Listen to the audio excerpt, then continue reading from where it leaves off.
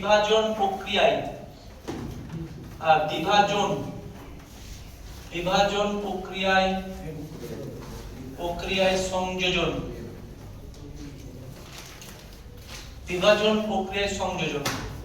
ঠিক আছে, এইটা হেডিং করবি। মানে আমি দুটো ভেক্টরকে কিন্তু লম্ব উপাংশে কিন্তু বিভক্ত করেছিলাম না করিনি রে? করেছিলাম। সাপোজ আমি বলছি যে এই যে এটা হলো x অ্যাক্সিস, এদিক বরাবর আমি বললাম a, এদিক বরাবর আমি বললাম b, এটাকে আমি বললাম r। বলতো এটা যদি আমার থিটা হয় তাহলে এর ভ্যালু কত আসবে? কত বলেছিলাম? cos কত আসবে? a সমান কত আসবে? a সমান কত ছিল বল? r cos থিটা ছিল। b সমান r sin থিটা ছিল। এটাই তো ছিল। যদি আমি বলি যে এটাকে আচ্ছা এটা থাক। এবার আমি বললাম যে এই যে এরকম ভাবে নিলাম, এটা হয়ে গেল আমার a, এটা হয়ে গেল আমার b, এটা হয়ে গেল আমার f, এটা হয়ে গেল আমার থিটা। বল এবার কি হবে? a সমান কত আসবে? a সমান f কত? sin থিটা, ঠিক আছে। আর b সমান কত আসবে? f cos theta. এটা বলেছি। অর্থাৎ যেটা থিটার সঙ্গে লেগে থাকবে, সেটা হয়ে যাবে আমার কি?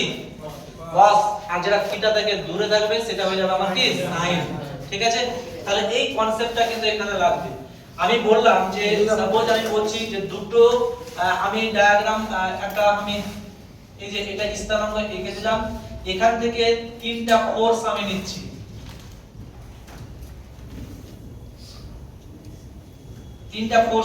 এই তিনটা ফোর্স একটা হলো এই দিক বরাবর যেটাকে আমি বলছি P, এই দিক বরাবর যেটাকে আমি বলছি Q, আর এই দিক বরাবর যেটাকে আমি বলছি PQR। ঠিক আছে, এই তিনটা ফোর্স আমি নিয়েছি বা তিনটা ভেক্টর আমি নিয়েছি। এই ভেক্টরটা আমি সাপোজ বললাম যে P, এই এর সঙ্গে আলফা কোণ উৎপন্ন করলো। কত বললাম আমি? আলফা। এই যে এইটা কোণ উৎপন্ন করলো বিটা। ঠিক আছে, এই যে এই ভেক্টরটা উৎপন্ন করলো আমার কত? গামা। কত করলাম আমি? গামা। তাহলে বল আলফা এটা x অ্যাক্সিস এর সঙ্গে কোণ, কার কোণ? p এর কোণ। বিটা q এর কোণ, কার সঙ্গে? x অ্যাক্সিস এর সঙ্গে। তারপর এই যে r এর কোণ কোনটা? গামা। বোঝা গেল? তাহলে এটা যদি আমি তিনটা ডায়াগ্রাম যদি আমি করি, আর এটাকে যদি আমি লম্ব পরস্পর উপাংশে যদি আমি বিভাজন করি, তাহলে কেমন আসবে দেখ।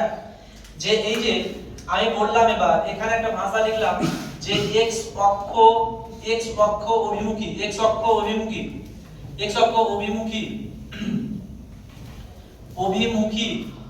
PQR এর উপাংশগুলো কি হবে বল? x অক্ষ অভিমুখী PQR এর উপাংশ কি আসবে বল? কি আসবে বল? উপাংশগুলি বল কি আসবে? কত আসবে বল? P কত? P cos আলফা কত আসবে বল? P cos আলফা, তারপরে Q cos বিটা, তারপরে R cos গামা। বোঝা গেল? তাহলে এটা হলো আমার x অ্যাক্সিস অভিমুখী। তার জন্য এটাকে তিনটা ডট দিয়ে প্রকাশ করলাম। দেখ এই যে তিনটা, যেটা হলো P cos আলফা, এটা Q cos বিটা, এটা R cos গামা হলো এটা। এই অভিমুখে প্রকাশ করছে। হয়ে গেল এটা। তাহলে এটা যদি আমার বলতো এই যে P cos alpha, Q cos beta, R cos gamma প্রত্যেকই কিন্তু এরা সমমুখী এবং x অ্যাক্সিস অভিমুখী। তিনটা বলে যদি আমার একই দিকে যদি আমার ফিল করে বা একই দিকে যদি আমার ক্রিয়া করে, তাহলে এদের লব্ধি মান কত আসবে? তাহলে x অক্ষ অভিমুখী লব্ধি, তাহলে লব্ধি অতএব লব্ধি হবে অতএব আমি বললাম যে fx মানে টোটালটা, fx মানে কি? এইটাকে আমি বললাম fx। এই fx কোন কোন বলের সমষ্টি? একটা, দুটো, তিনটা, তাই তো? তাহলে fx সমান আমি কি লিখতে পারবো? p cos আলফা প্লাস কত লিখতে পারবো? q cos বিটা প্লাস কি লিখতে পারবো? r cos কি গামা। এই পর্যন্ত কোন রকম অসুবিধা আছে কি? আশা করছি অসুবিধা নাই। ঠিক আছে, এরপরে চলে আসবো যে এই যে এখানে আমি বললাম x অক্ষ অভিমুখী, এবার আমি বলবো y অক্ষ অভিমুখী। y অক্ষের দিকের উপাংশগুলি হবে, y অক্ষের দিকের উপাংশগুলি উপাংশগুলি কি আসবে বল, বলতো কি কি আসবে? গুলি হলো কত বল? পি, এখানে কি চলে আসবে বল, কি আসবে? পি sin আলফা, তারপরে কিউ sin বিটা, তারপরে আর sin গামা। তাহলে এইটাকে আমি তিনটা ডাইরেকশন দিলাম, এই যে একটা, দুটো, তিনটা, এটাকে fx দিচ্ছি, এটাকে আমি বললাম fy। তাহলে এই যে fy কোন কোন সমষ্টি? p sin alpha, q sin beta, r sin gamma. তাহলে আমি যেটা পেলাম fy কে আমি বলে দিলাম fy সমান আমি বলছি p sin আলফা প্লাস কত q sin বিটা প্লাস কত r sin গামা। এইটা হয়ে গেল আমার দুটো উপাংশের বিভাজন। অর্থাৎ একটা ভেক্টরকে, তিনটা ভেক্টরকে আমি পরস্পর লম্বভাবে কিন্তু উপাংশে বিভাজন করে দিলাম। একটা পেয়ে গেলাম fx আর একটা পেয়ে গেলাম fy। এটার যদি একটা ইকুইভ্যালেন্ট আমি সার্কিট বা ইকুইভ্যালেন্ট যদি ডায়াগ্রাম যদি আমি আঁকি, তাহলে যে ব্যাপারটা আমার আসবে সেটা হলো এই যে এরকম, দেখ যে এইটা হয়ে গেল, এই যে এইটা হয়ে গেল আমার fx, এটা হয়ে গেল fx, এটা কি fy, ঠিক আছে? তাহলে fy fx কোনটা কোনটা সমষ্টি রে? এই যে এটা সমষ্টি, fy কোনটা কোনটা সমষ্টি? এটা সমষ্টি। তাহলে এদের একটা লব্ধির মান কিন্তু আমি পাবো, সেই লব্ধির মানটা অবশ্যই এই দিক বরাবর হবে, হবে না হবে না রে? অবশ্যই হবে। তাহলে এই দিক বরাবর আমি লব্ধির মানটাকে আমি বলে দিলাম f, আর এইটাকে যদি আমি বলি থিটা, তাহলে বল অতএব লব্ধি লব্ধি লব্ধি f এর মান, f এর মান কত আসবে বলতে এবার? লব্ধি f এর মান অর্থাৎ fx আর fy মিলে কিন্তু f তৈরি হচ্ছে, আর এই যে f তৈরি হলো, এই লব্ধির মান তাহলে কত আসবে? দুটো ভেক্টরের যোগফল, লব্ধির মান আমি পেয়েছিলাম কি মনে পড়ছে না? f সমান রুট ওভার অফ কত fx স্কয়ার প্লাস কত fy স্কয়ার প্লাস কত বল 2fx fy। তারপরে কত ছিল? cos কত থিটা ছিল না? cos থিটা বলতে আমার কি cos থিটা এইটা নয়, এটা cos থিটা নয়, এদের মধ্যবর্তী অ্যাঙ্গেল, এদের মধ্যবর্তী অ্যাঙ্গেল এই যে এটা, এই যে এটা, এদের মধ্যবর্তী অ্যাঙ্গেল কোনটা? এটা তো fx আর fy এর মধ্যবর্তী অ্যাঙ্গেল কত? এটা তো যেটা আমি মার্কিং করেছি, এদের মধ্যবর্তী অ্যাঙ্গেল কত? 90 নয়? এটা 90 তো, তাহলে এখানে কত আসবে? cos 90। বোঝা গেল? তাহলে cos 90 যদি হয়, cos 90 এর ভ্যালু কত বল? 0। তাহলে 0 যদি হয় তাহলে এই টার্মটা কি হবে? 0 হয়ে যাবে। অর্থাৎ এই যে এই টার্মটাকে আমি বললাম, এই যে এই টার্মটাকে আমি বললাম 0, ঠিক আছে? তাহলে এটাকে যদি আমি পাবো লব্ধি হিসাবে, তাহলে f এর মান, অতএব f এর মান আমি পেয়ে গেলাম ডাইরেক্ট, কত পেলাম? fx স্কয়ার প্লাস কত fy স্কয়ার। এই টার্মটা 0 হয়ে গেল, তার মানে আমি আর 0 লিখলাম। কথা বুঝতে পারলি?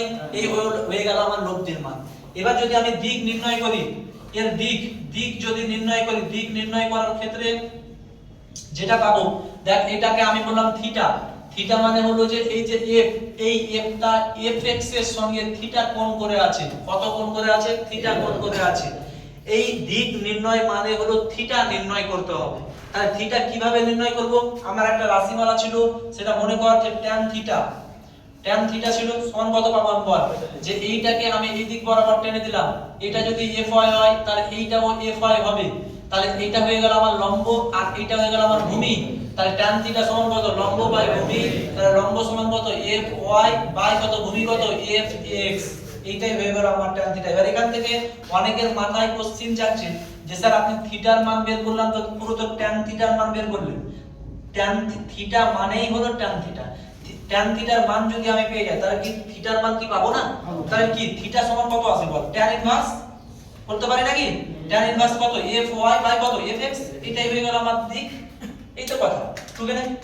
বোঝা গেল? এবার যদি কোনো কোশ্চেন যদি থাকে তাহলে জিজ্ঞাসা কর, কোনো কোশ্চেন যদি থাকে তাহলে জিজ্ঞাসা কর, তাড়াতাড়ি করে টুকবি। আর কোনো কোশ্চেন যদি থাকে তো জিজ্ঞাসা কর।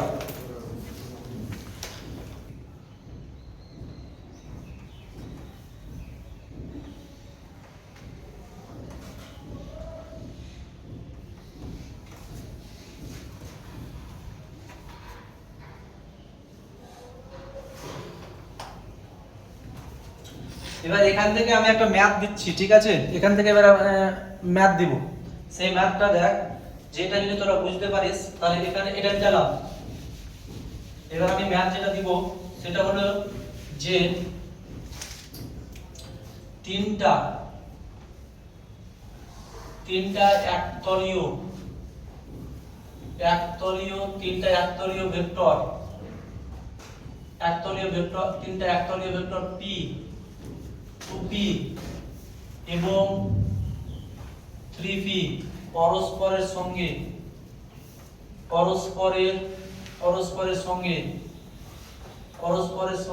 120 ডিগ্রি কোণ করে আছে এদের লব্ধির মান নির্ণয় করি। এদের লব্ধির মান কত এইটা কর, এই ম্যাথটা কর। এই একদম সেম এরকম ভাবে করতে হবে। তিনটা একতলীয় ভেক্টর যেটা P 2P এবং 3P পরস্পরের সঙ্গে 120 ডিগ্রি কোণ করে আছে এদের লব্ধির মান কত। তো এটা একটু তোদেরকে ফিগার আউট করে, এটা টুকা হয়েছে না হয়নি, তো এটাকে ফিগার আউট করে আমি জাস্ট একটু বুঝিয়ে তোদের দিচ্ছি, ধরিয়ে দিচ্ছি, তারপরে করবি।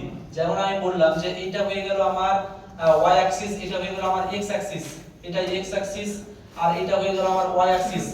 এবার আমাকে বলা হচ্ছে p একটা ভেক্টর আমি নিলাম যে pটাকে x অ্যাক্সিস অভিমুখী নিলাম, এটা হলো p ভেক্টর x অ্যাক্সিস অভিমুখী। চলে গেল p আরেকটা 2p যেটা আসবে সেই 2p ভেক্টরটা চলে আসবে আমার এই যে এই দিক বরাবর, এটা হয়ে গেল আমার 2p, এইটাকে আমি বললাম 2p ভেক্টর। এইটা হয়ে গেল আমার p ভেক্টর, এটা হলো 2p ভেক্টর। এদের মধ্যবর্তী অ্যাঙ্গেল কত বল? 120। আরেকটা যেটা ভেক্টর আছে সেটাকে বলা হচ্ছে 3p ভেক্টর। 3p ভেক্টর হলো এই যে এটা হয়ে গেল আমার 3p ভেক্টর। এদের মধ্যবর্তী অ্যাঙ্গেল কত? 120, অর্থাৎ পরস্পরের সঙ্গে 120 ডিগ্রি কোণ করে আছে। ঠিক আছে, এবার এই যে ফিগার আউট করে এরকম ভাবে আমাকে এটা লব্ধিটা বের করতে হবে। তার মধ্যে এটা আরেকটু আমি বাড়িয়ে দিচ্ছি, এটাকে এই দিক বরাবর, আর এইটাকে আমি বাড়িয়ে দিলাম এই দিক বরাবর। কথা বুঝতে পারলি? পরস্পরের সঙ্গে 120 ডিগ্রি কোণ করে আছে, মানে এইটা হলো আমার p, এটা 2p, এটা হলো 3p। এবার এই অঙ্কটা তোরা কর তাড়াতাড়ি করে। এটা বুঝতে পেরেছিস না পারিস নি? অঙ্কটা বল। পারিস নি? টুকা হয়েছে কি? টুকা হয়নি?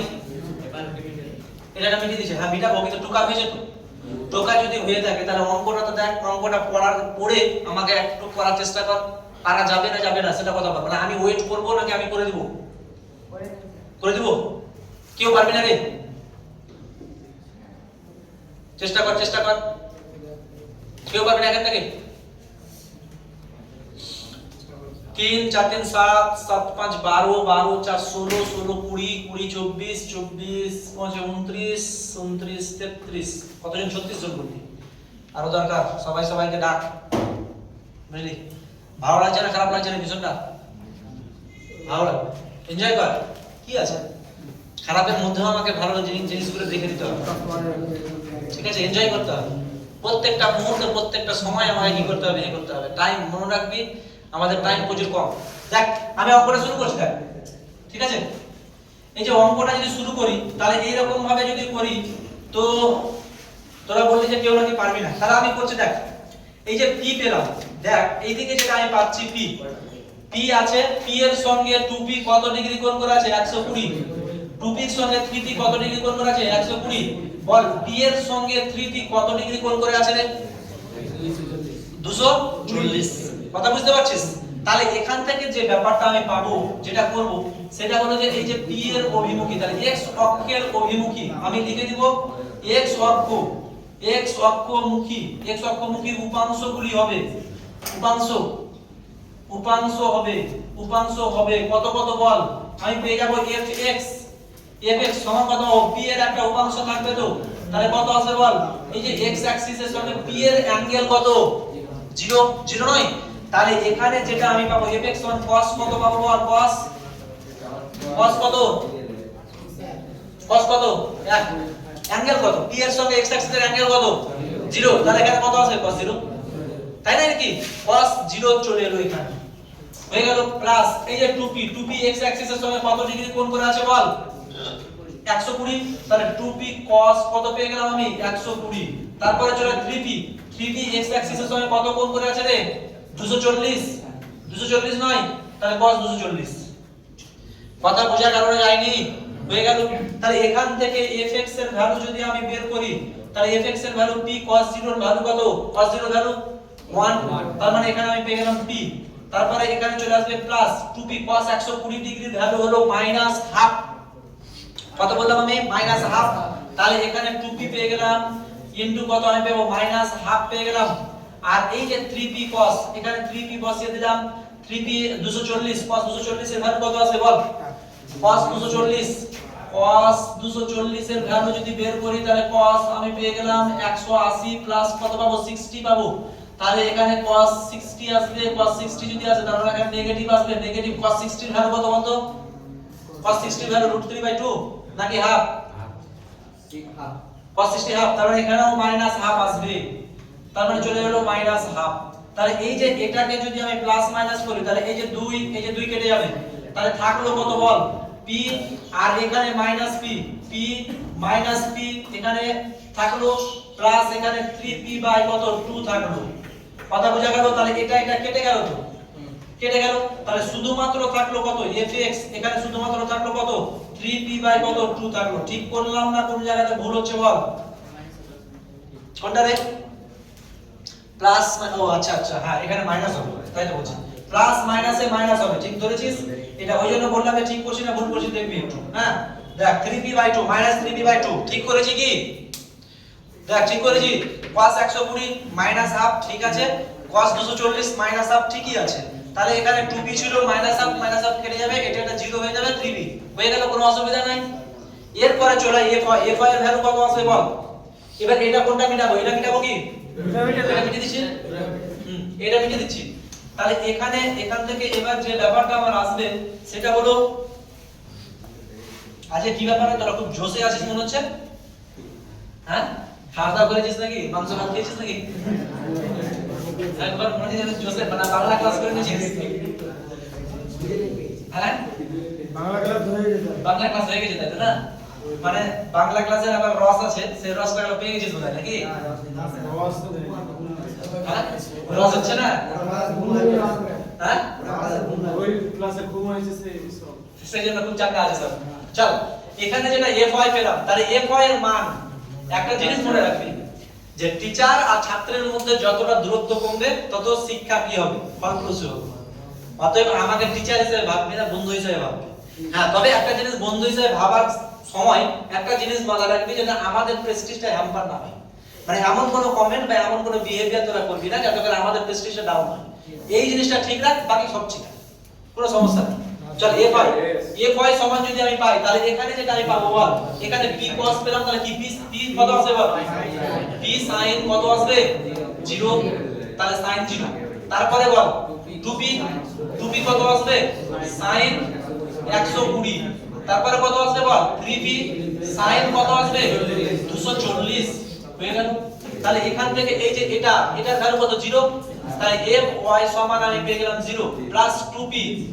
এবার sin 120 ডিগ্রি ভ্যালু কত, sin 120 যদি ভ্যালু নির্ণয় করি তাহলে sin 120 sin তোর 90 প্লাস কত 30 করব, 30 যদি করি তাহলে sin 90 মানে কত, এখানে cos চলে আসবে, cos 30 আসবে, cos 30 যদি হয় তাহলে কত আসবে √3/2 এলো। এবার এই জায়গাটাতে হ্যাঁ √3/2 আসবে, তাহলে sin 120 এর ভ্যালু হলো √3/2 চলে এলো, প্লাস এটা মাইনাস হবে না প্লাস হবে না, তোদের বইয়ে আছে দেখে নে, উদাহরণটা দেখে নে। এবার এখানে যেটা আমি পেলাম, তারপরে চলে আসছে 3p এখানে এই যে 240 এর ভ্যালু কত বল, sin 240 এর ভ্যালু sin 240 টাকে যেটা আমি ভ্যালু পাবো সেটা হলো sin 180 প্লাস কত 60, তাহলে এখানে sin চলে আসবে 60 পেলাম, sin 60 ভ্যালু কত √3/2 পাক্কা, হ্যাঁ √3/2, তাহলে এখানে আমি পেয়ে গেলাম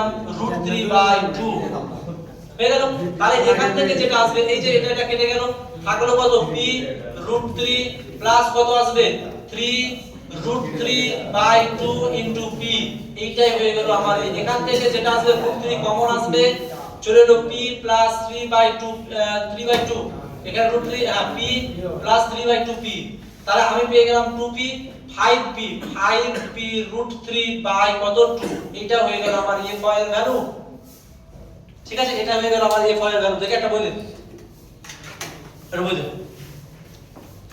f এর টুকে নে f এর ভ্যালু দেখে নে আর কোনটা কোনটা ম্যাথ করবি তোরা তাহলে ফিজিক্সের যে কোনো জিনিস এটা মনে রাখবি যে ফিজিক্সের তোকে এ করতে গেলে কিন্তু ম্যাথ তোকে করতে হবে আদারওয়াইজ তুই কিন্তু কোনো রকম ভাবে এটা কনসেপ্ট ক্লিয়ার করতে পারবি না 3p/2 ঠিক আছে আর এটা হয়ে গেল আমার 3p এখানে 3p আছে মাইনাস 2p আছে 3/2 এখানে মাইনাস আসবে রে এই যে এখানে যেটা আছে 240 60 যদি হয় তাহলে এটা প্লাস যদি করি 3 নাম্বার হ্যাঁ এখানে একটা গন্ডগোল করছিলাম না এটা 3 নাম্বার ঘরে চলে যাবে 3 নাম্বার ঘরে যদি চলে যায় তাহলে আমার এখানে একটা মাইনাস আসবে 3 নাম্বার ঘরে সাইন হলো তোর নেগেটিভ তাহলে এখানে sin 60 মানে কত মাইনাস √3 বাই কত 2 তাহলে এইখানে যেটা আসছে মাইনাস এখানে চলে আসবে মাইনাস এই যে এই পজিশনটাতে মাইনাস √3 বাই 2 দেখ অ্যাকচুয়ালি ব্যাপারটা কি বলতো যে এই যে মানগুলো কিন্তু মনে রাখা কিন্তু প্রচন্ড টাফের ব্যাপার বুঝতে পারছিস এই কারণের জন্যই কিন্তু এই গন্ডগোল হয় এবার এগুলো এ করতে গেলে এই হয় এবার দেখ এখান থেকে তাহলে যদি আমি পেয়ে যাই তাহলে এটা মাইনাস চলে আসবে তাহলে p√3 তাহলে p√3 যদি চলে আসে তাহলে এটাকে আমি যদি বলি p টাকে কমন নিয়ে নে আর p√3 টাকে কমন নিয়ে নে তাহলে এখানে থাকলো 1 মাইনাস কত আসবে p√3 3/2 আসছে নাকি 3/2 আসছে তাহলে 3/2 যদি আসে তাহলে p√3 এখানে চলে আসবে 2 মাইনাস হাফ ইনটু কত মাইনাস হাফ এলো তাহলে আমি পেয়ে গেলাম মাইনাস p√3/2 এইটা হয়ে গেল আমার f এর উপাংশ এটা হয়ে গেল আমার f এর উপাংশ ঠিক আছে তাহলে এটা যদি f এর উপাংশ হয় তাহলে লব্ধির মান কত আসবে বল লব্ধির মান যেটা আমি বের করেছি এই যে f তাহলে লব্ধির মান আমি পেয়ে গেলাম অতএব লব্ধি চলে আসবে লব্ধি f সমান কত হলো √f(x² + fy² বল এই দুটো উপাংশ আমি এটাকে যদি একটা এর ইকুইভ্যালেন্ট যদি আমি ডায়াগ্রাম আঁকি তাহলে একটা এরকম ভাবে আঁকতে পারবো না এটা হয়ে গেল আমার fx এটা হয়ে গেল আমার fy আর যেটা মিডল দিয়ে বেরিয়ে যাবে সেটা হয়ে যাবে আমার f যেটা মিডল দিয়ে বেরিয়ে যাবে এই যে এটা হয়ে গেল আমার f তাহলে f এর মান কত বল তাহলে f এর মান এখানে আমি যেটা নির্ণয় করছি fx এই যে fx আর fy মধ্যবর্তী অ্যাঙ্গেল কত 90 তাহলে cos 90 এখানে কত 0 আসবে তাহলে এই 0টা আমি বললাম না তাহলে চলে এলো আমার √fx এর ভ্যালু কোনটা fx এর ভ্যালু কইবে এই যে √3 মাইনাস তাহলে মাইনাস √3/2 তার স্কয়ার প্লাস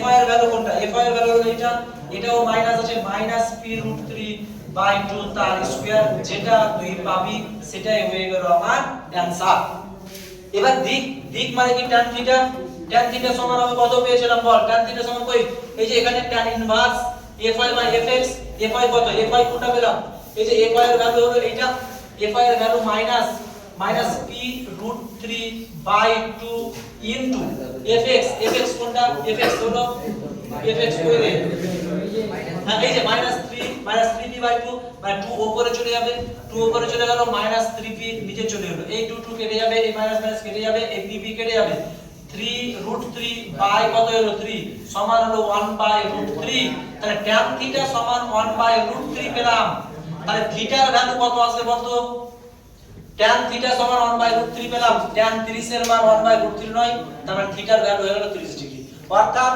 x অ্যাক্সিস এর সঙ্গে এই যে এই অ্যাঙ্গেলটা x অ্যাক্সিস এর সঙ্গে এই অ্যাঙ্গেলটা 30 ডিগ্রি কোণ করে থাকবে এটা হয়ে গেল আমার 30 ডিগ্রি কোণ করে বুঝা গেল কথা হয়ে গেল টুকে নেওয়ার পর এবার নতুন একটা টপিকসে যাব